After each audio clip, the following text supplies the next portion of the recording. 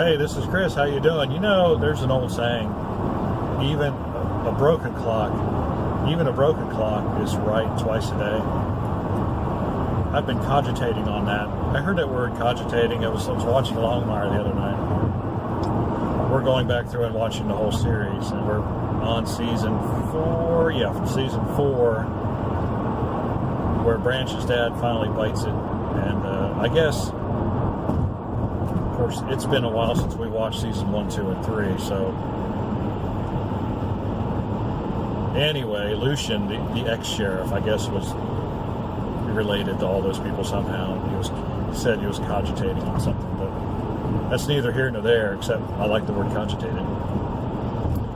So, you know, a broken clock is right twice a day. Is a broken clock really right twice a day? And I would say, man, this traffic is just like, man, people are just like, they are nuts. I mean, I'm going the speed limit, and I'm just trying to get over to get onto the interstate, and every moron out here has to swing around to my right and gun it to 70. It's like, if you just let me over, you wouldn't have to worry about changing lanes even. You could just go. But anyway, you think about time. I was thinking about time. Is a broken clock actually right twice a day? And I decided, no, a broken clock is never right. It cannot be right. It cannot be right for the simple reason that time is a continuum. Time doesn't have a start or a stop to it. You know, you can't turn time off. You can't turn time back on. It just simply is. It simply runs all the time. It's something that never ends. And so when you look at a broken clock, what a broken clock is representing is something that does not exist in reality. In other words, there's no way, since there is no way to stop time, there is no way to say that it's the right time. I mean, we can say to the nearest minute, it's about right? Or we can say to the nearest second, it's about right. Or we can say to the nearest millisecond, it's about right. Or the nearest nanosecond, it's about right. But we cannot ever say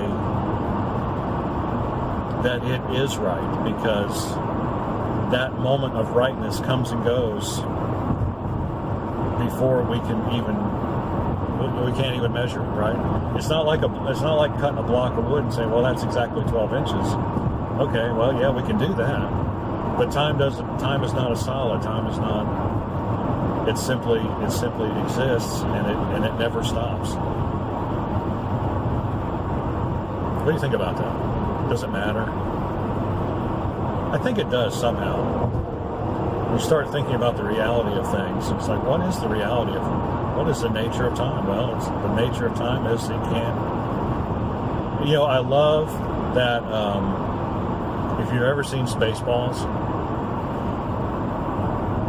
and they're trying to figure out where Lone Star and what's-her-face have gone, and Mog, and they're trying to figure out where they are, and Colonel Sanders says, get Spaceballs the movie. And I can't remember exactly how he phrased it, but so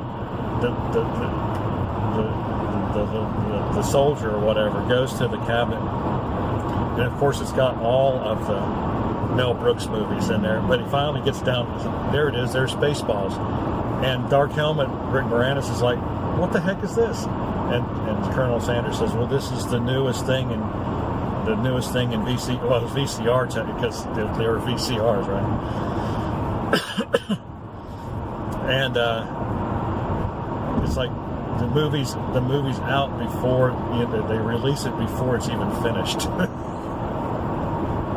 And so they pop in the tape, and then all of a sudden what they're doing in the movie is exactly what's going on the little screen and where the movie's being displayed.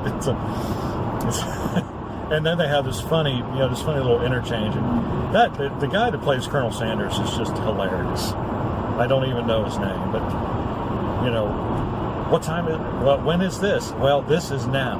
What do you mean now? What now? What happened to then? Well, it just went past us. When? Just now. It's like, it's so funny.